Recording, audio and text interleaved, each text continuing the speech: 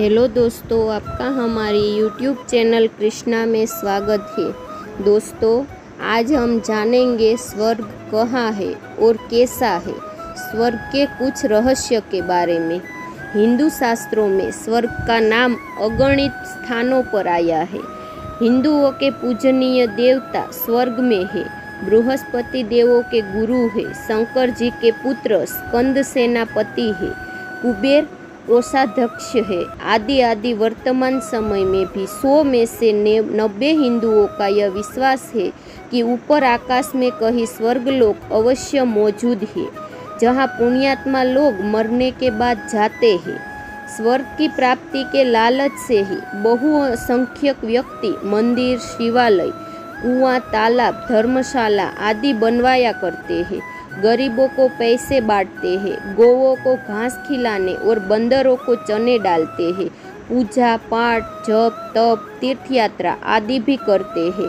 सारांश यह है कि वर्तमान हिंदू समाज में स्वर्ग एक बड़ी प्रेरक शक्ति है, जिसके प्रभाव से लोग अनेक प्रकार के समाज उपयोगी और परोपकार के कार्य करते ही रहते हैं।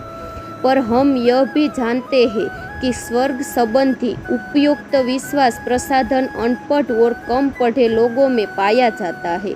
कुछ अधिक शिक्षा प्राप्त लोग मुंह से स्वर्ग की बात अवश्य कहते हैं, पर उनको इस बात पर दृढ़ विश्वास नहीं होता कि वास्तव में आकाश में ऊपर स्वर्ग और नीचे नर्क लोग इसी प्रकार बसे हैं जैसे हम अपनी इस पृथ्वी को देख रहे हैं।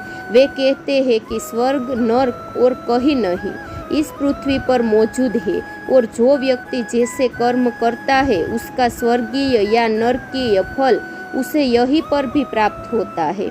इसके अतिरिक्त हिंदुओं में ही जो एक श्रेणी आध्यात्मिकवादियों और वेदांतियों है, और जिसमें प्राय ऊंचे दर्जे के विद्वान पाए जाते हैं, वे ऐसे स्वर्ग में बिल्कुल विश्वास नहीं करते हैं।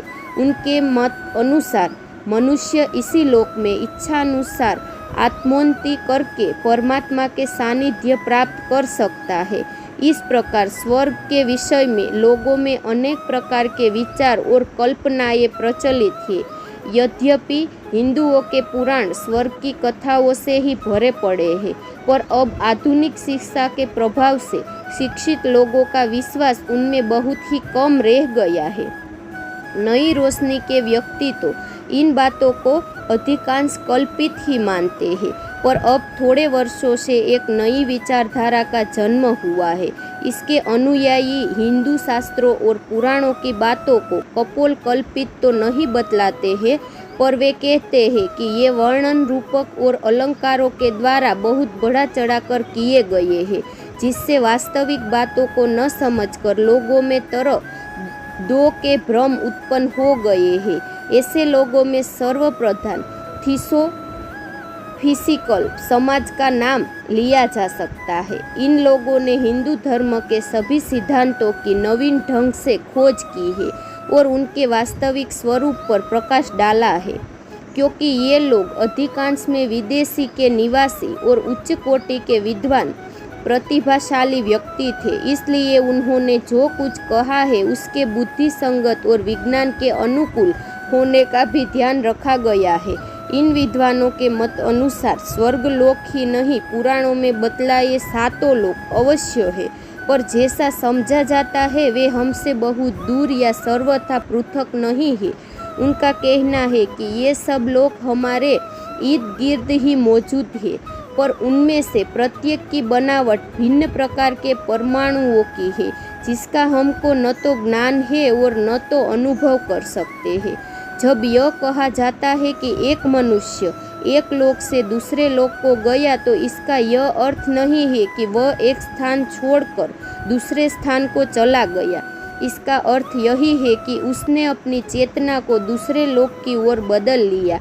प्रत्येक मनुष्य में 7 में से नीचे के 5 लोकों की प्रकृति भरी है, और उनकी प्रकृतियों से बने कोष भी उसमें रहते हैं, जिनके द्वारा वह उन लोकों में वैसी शिक्षा पाने पर क्रिया कर सकते हैं।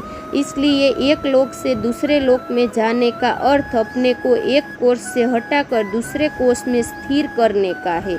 जैसे स्थूल शरीर से चेतना खींचकर लिंग शरीर में स्थिर करने से भूलोक का सब ज्ञान मिलने लगेगा और मनोमय कोश स्थिर करने से मनोलोक का भाव होने लगेगा।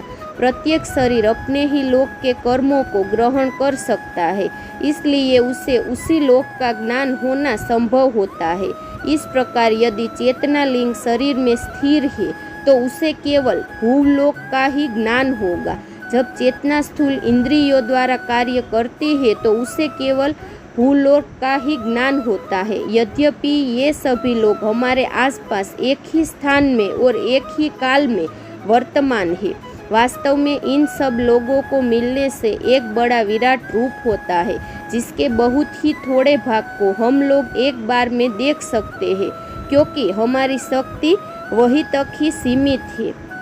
मनुष्य जाति को इस समय जिन 5 खंडों या लोकों से संबंध है वे ये है भू या स्थूल लोक, भू या स्थूल लोक, मनोलोक, बुद्धिलोक और निर्वाण या काल लोक। मनुष्य योनि के आरंभ की अवस्था को छोड़कर बाकी समय में मनुष्य अपना विशेष काल इस मन लोक में ही खर्च करता है, क्योंकि जंगली लोगों को छोड़कर दूसरे मनुष्यों को स्वर्ग में रहने की अवधि पृथ्वी के जीवन काल की अपेक्षा प्राय 20 गुनी होती है।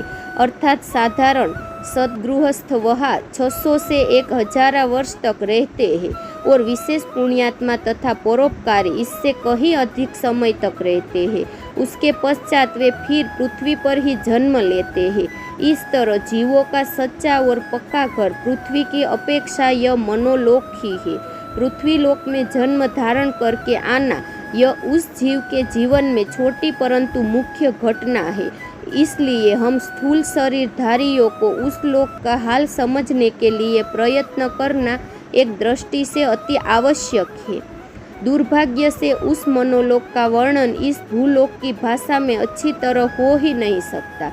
वहाँ की प्रकृति यहाँ की प्रकृति की अपेक्षा इतनी सूक्ष्म है और यहाँ की चेतना की अपेक्षा वहाँ की चेतना इतनी अधिक बड़ी तथा भिन्न प्रकार की है कि वहाँ का वर्णन यहाँ की भाषा में कर सकता प्राय असंभव ही है।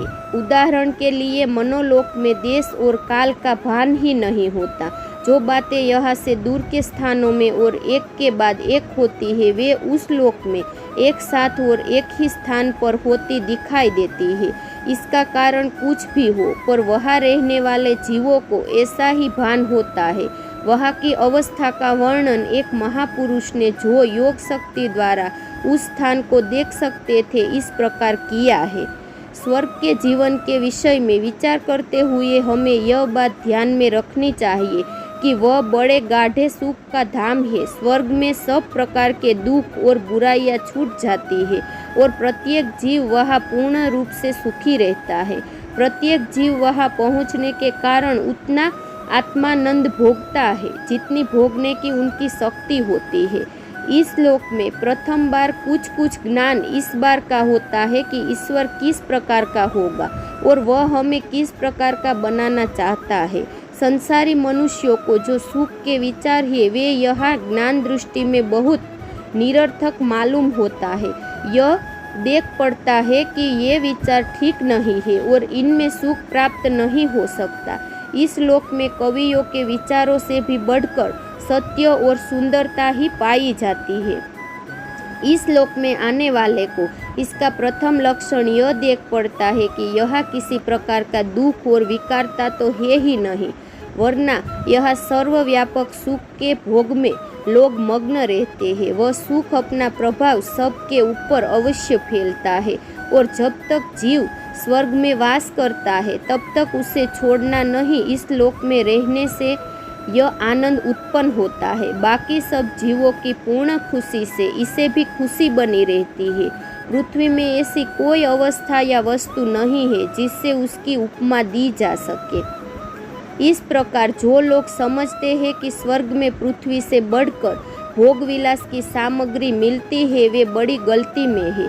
यह सत्य है कि वहाँ का जीवन यहाँ के जीवन से करोड़ों गुना आनंदित पूर्ण है, पर वह इंद्रिय त्रुटि का तुच्छ आनंद नहीं है, वरना आत्मानंद है।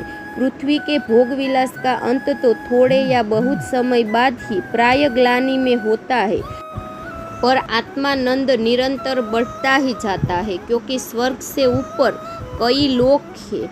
इन सब लोगों के जीवों की ज्ञान राशि तथा शक्ति असीम है, पर उनका लक्ष्य सदैव पर सेवा और प्रेम करना ही होता है। पृथ्वी पर भी इन गुणों को हम अपने भीतर अधिक से अधिक बढ़ा सकते हैं, और हम वैसा करेंगे तभी हमको स्वर्गीय जीवन का कुछ भान होना भी संभव होगा। तो दोस्तों, आज हमने जाना स्वर्ग कैसा है और कहाँ है, और स्वर्ग के कुछ रहस्य के बारे में। तो दोस्तों, यदि आपको यह कथा पसंद आए तो इसे शेयर और लाइक ज़रूर करें। साथ ही और भी धार्मिक कथाओं को सुनने के लिए हमारी चैनल को सब्सक्राइब करना ना भूलें, और नीचे दिए गए कमेंट बॉक्स में हमें ज़रूर बताएं आपका इस कथा के बारे में क्या ख्याल है। यदि कोई प्रश्न है तो आप हमें पूछ सकते हैं, हम आप तक सही जानकारी देने का प्रयत्न अवश्य करेंगे। जय श्री कृष्ण।